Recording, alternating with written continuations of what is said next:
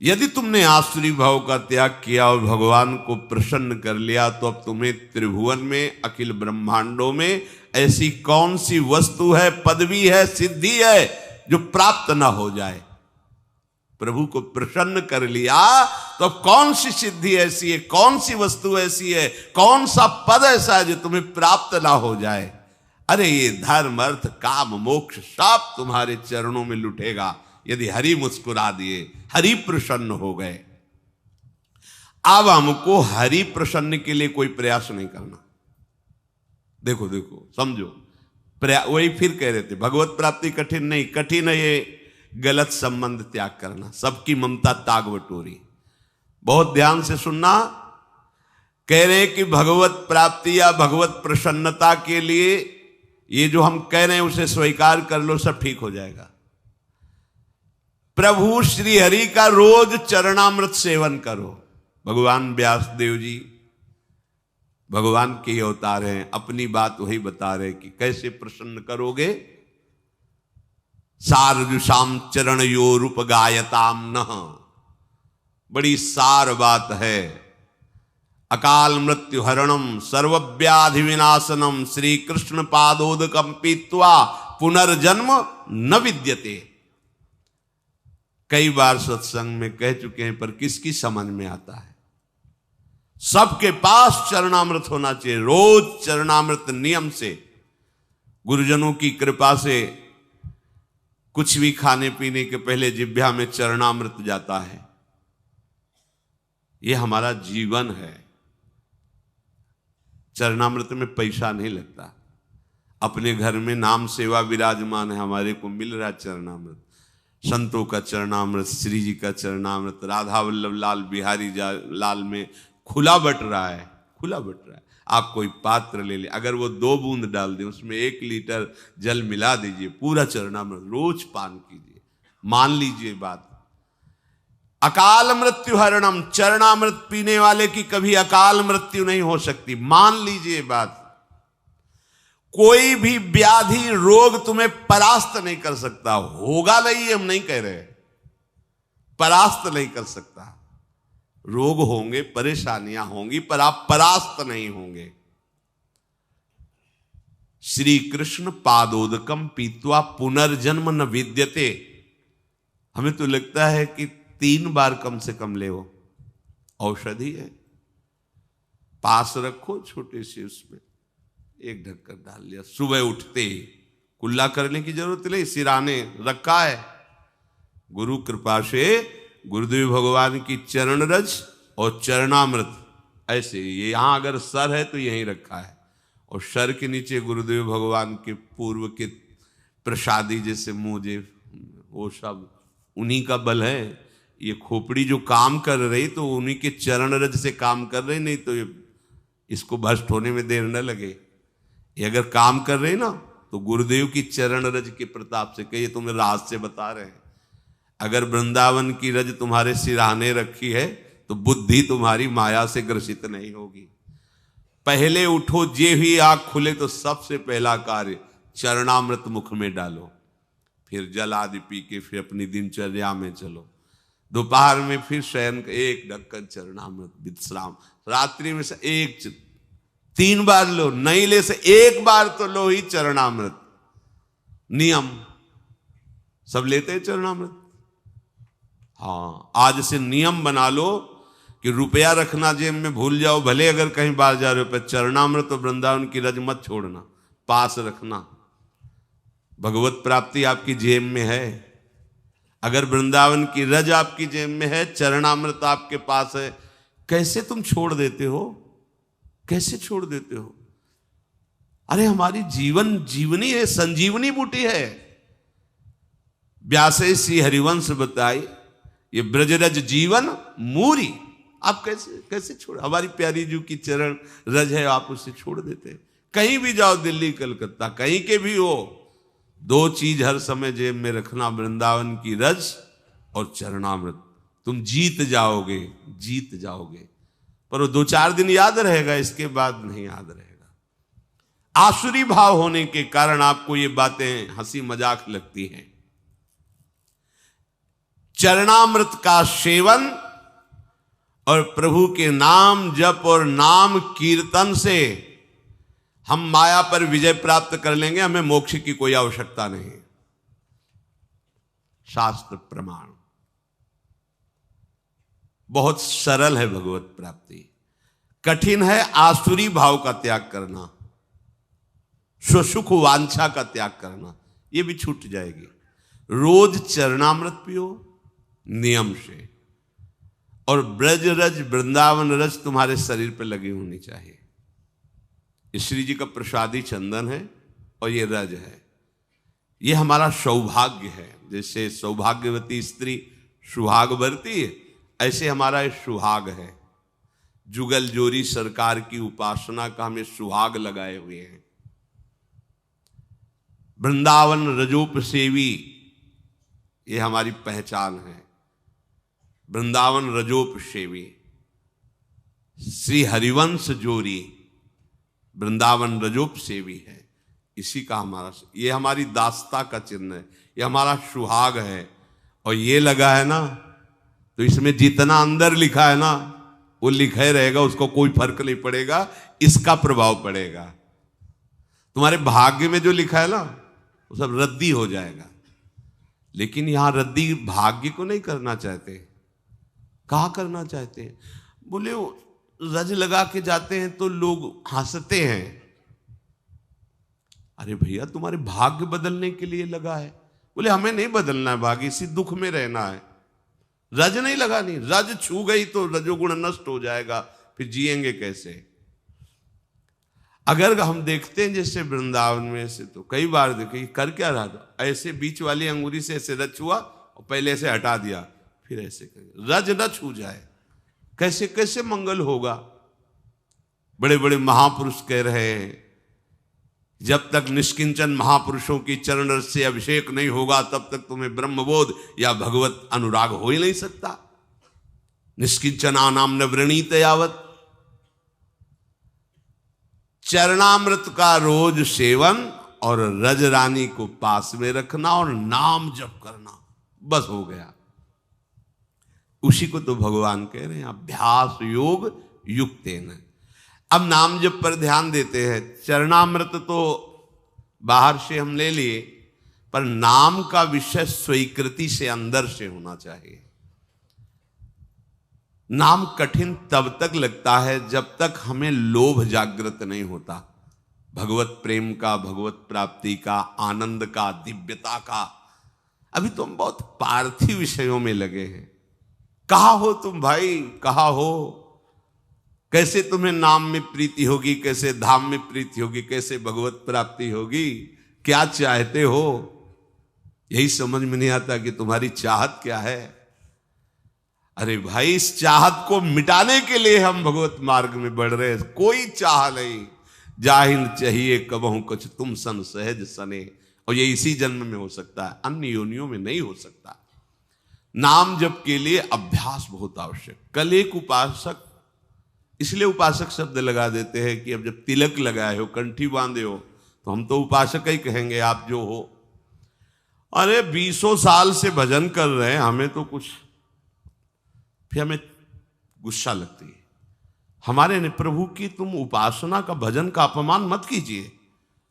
20 साल चलनी में गैया दुहे, दोष दैव को दे। कैसी कैसी तुम्हारी बुद्धि?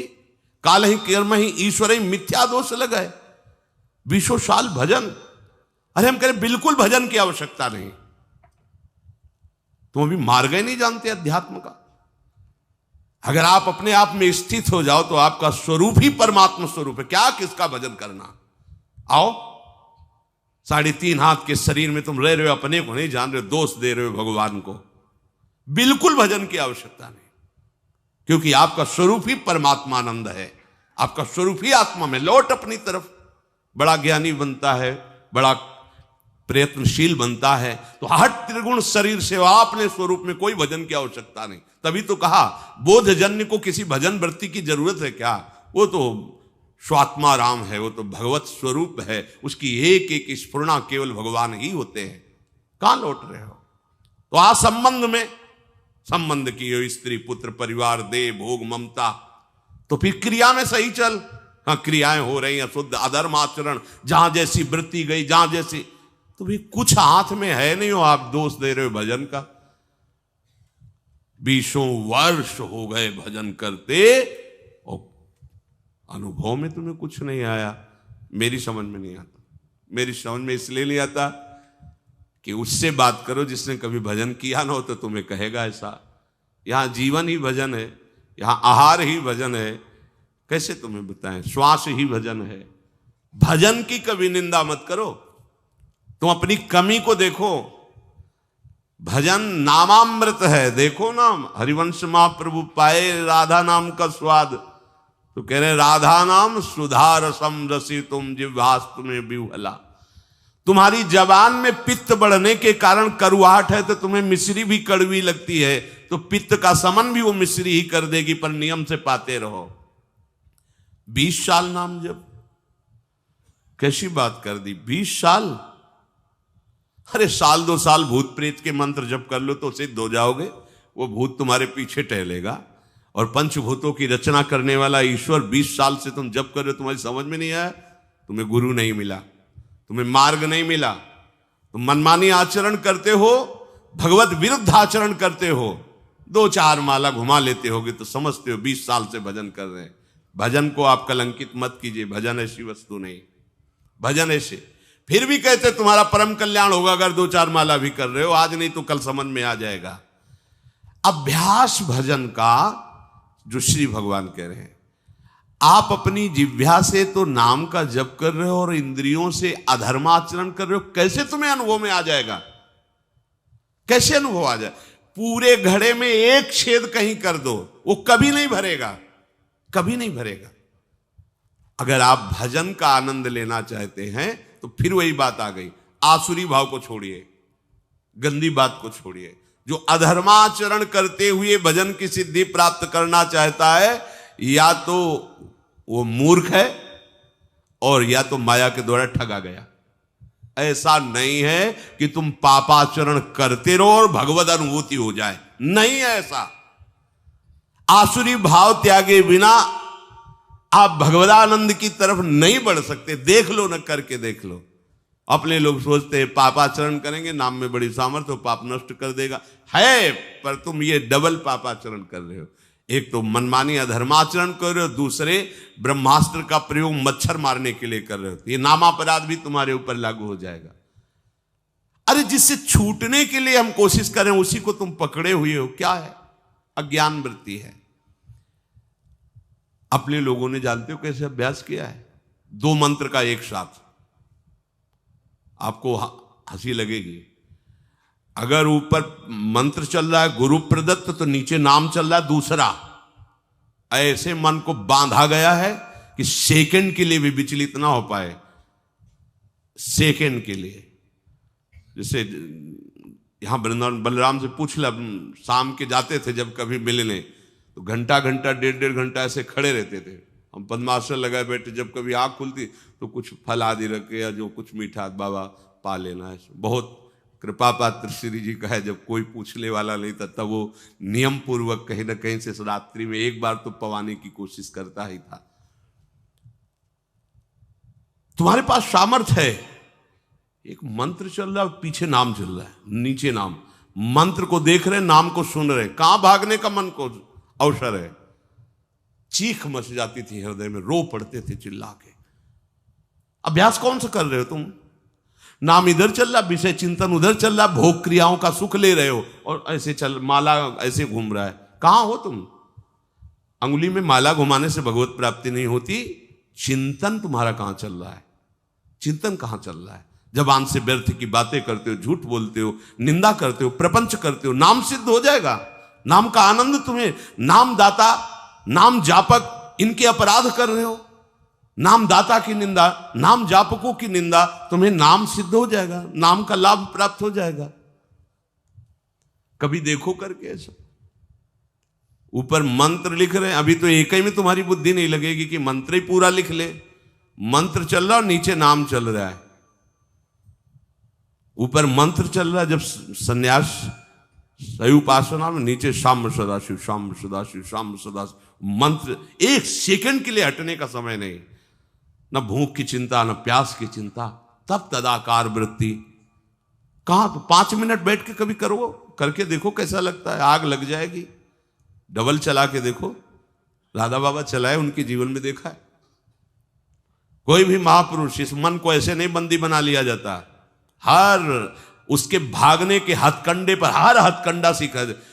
इसीलिए तो गुरु मेहरबान तो चेला पहलवान। यहां दंड बैठक वाली पहलवानी नहीं है, यहां यही पहलवानी, युक्ति से मुक्ति। भाग तू कहां भागेगा, वो मन नहीं लगता।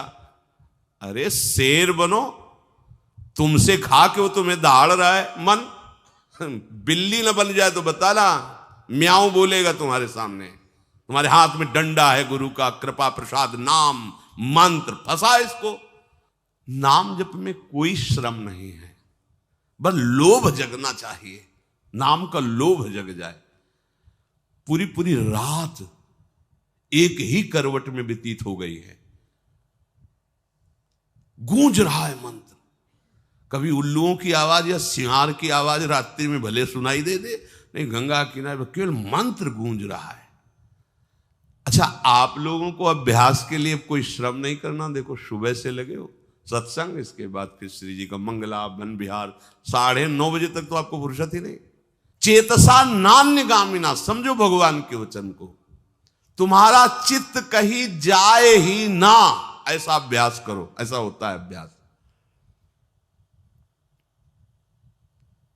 स्नान करके शरीर की शुद्धि ही नहीं कि वस्त्र पहनना है, बाहर निकल करके वो आपने तो वस्त्र, अच्छा वस्त्र, ऐसा थोड़ी कि चित्त देह भाव में ही लगा हुआ है। क्रियाएं हो रही, उनकी शुद्धि नहीं है। नामाकार वृत्ति, भगवदाकार वृत्ति, ये किस जन्म में करोगे, कब करोगे, यही अवसर है। अरे जो गृहस्थ में फंसे हैं, प्रणाम है, थोड़ा नाम जप कर लेते, थोड़े धर्म कार्य कर लेते, कभी न कभी भगवान की कृपा से उनको अवसर मिलेगा कि वो छक के भजन कर पावे एकांत में। आप सबको तो अवसर मिल गया है, भजन का अवसर, इससे बड़ा कोई लाभ नहीं। अब आप चित्तवृत्ति को कैसे आप बर्बाद करते हैं, जब देखने को मिलता है तो लगता है कैसे बर्बाद करते हैं। ये समय यौवन अवस्था का एकमात्र भगवदाकार वृत्ति के लिए तुम्हारी नेत्रों की ज्योति चमकनी चाहिए और नासाग्र में दिखनी चाहिए। जब आपकी तरफ नेत्रों को देखे तो लगे हाँ एकाग्र दृष्टि, भगवदाकार दृष्टि है। जैसे उल्लू है ना, दिन में उसको कुछ नहीं दिखाई देता, रात्रि में उसके नेत्र चमकते हैं। ऐसे ही हमारी कुछ दृष्टि है। ज्ञान में हम अंधे हैं और अज्ञान अंधकार में खूब बढ़िया नेत्र काम करते। हाँ वो ऐसा, ये भोग सामग्री, ये अंधकार, अंधकार में उल्लू को बढ़िया दिखाई देता है, लेकिन दिन के प्रकाश में उसको कुछ नहीं दिखाई देता। तो भक्ति का प्रकाश और ज्ञान का प्रकाश हमारे नेत्रों में नहीं समझ में आ रहा, माया का अंधकार हमारे समझ में आ रहा, काम क्रोध लोभ मोह, तभी हमारे उल्लू बना रही माया हमें। नाम रूपी धन, प्रियालाल के रूप का ध्यान, प्रियालाल की सेवा, इससे वंचित किए हुए है। श्री हरि को जिसने आत्मसमर्पण कर दिया उसका सब कुछ सार्थक हो गया। स्वात्मार्पणम स्वसुहृदा परमस्य पुंसः, प्रभु को समर्पित हो जाना। आप लोग कहेंगे मैं प्रभु को समर्पित हूं, कल की चिंता तुम्हें क्यों है, भविष्य की चिंता तुम्हें क्यों है, वर्तमान की चिंता तुम्हें क्यों है, भूत के किए हुए कर्मों की चिंता तुम्हें क्यों है? क्योंकि तुम आत्मसमर्पण नहीं किए हो इसलिए है। अरे आत्मसमर्पण की वृत्ति में तो आकर देखो, नाच पड़ोगे अभी। इसीलिए कह रहे भगवत प्राप्ति में कुछ श्रम नहीं है, श्रम है इस ममता को बटोरने में, बस इसको समेटने में।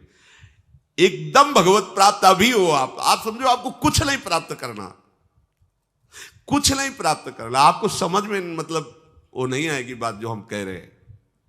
आपका स्वरूप ही भगवत स्वरूप है, आप किसी माटी से बने हुए नहीं है, आप भगवान से बने हुए हैं। ये भगवान से प्रकट हुआ है और वो केवल भगवान है। ये अंदर की बात तुम्हें कह रहे, शुद्ध शुद्ध बुद्ध बात है। ये भगवान से प्रकट हुआ है, भगवान से। ये जो पंचभूत है ना, ये भगवान से प्रकट हुए हैं और ये भगवान ही है, भगवान से प्रकट नहीं हुआ है। अंश जानते हो, अंश शब्द भुलावा है। भुलावा, भूलने वाला शब्द है अंश। अंश नहीं है, वही महाराज बैठे हुए, वही आए। जैसे एक कांच के मंदिर में बहुत से अपने रूप दिखाई दे तो छोटा बालक नहीं समझता कि अपना ही रूप है, ऐसे सच्ची मानना। वही बैठे खेल रहे हैं, आप हो ही नहीं। आप अपने को भ्रम में फांस लिए हो। आपकी सत्ता तब तक अलग है जब तक आप अपने को शरीर मान रहे हैं तक, नहीं तो जो ही ये हटाओगे वहां मुस्कुराते हुए केवल लाल जो है आप है ही नहीं। ब्रह्म नहीं, माया नहीं, नहीं जीव। अगर हम आपको ये ना सुनावें तो आपको लगे क्या बोल रहे हैं ये। ब्रह्म नहीं, माया नहीं, नहीं जीव, नहीं काल। क्यों? क्योंकि जो हम अपनी शुद्धि बनाए हुए थे ना, शरीर और आगे सब, अब गई तो बचा कौन? एक रहो नंदलाल। अब ये पूर्णता है।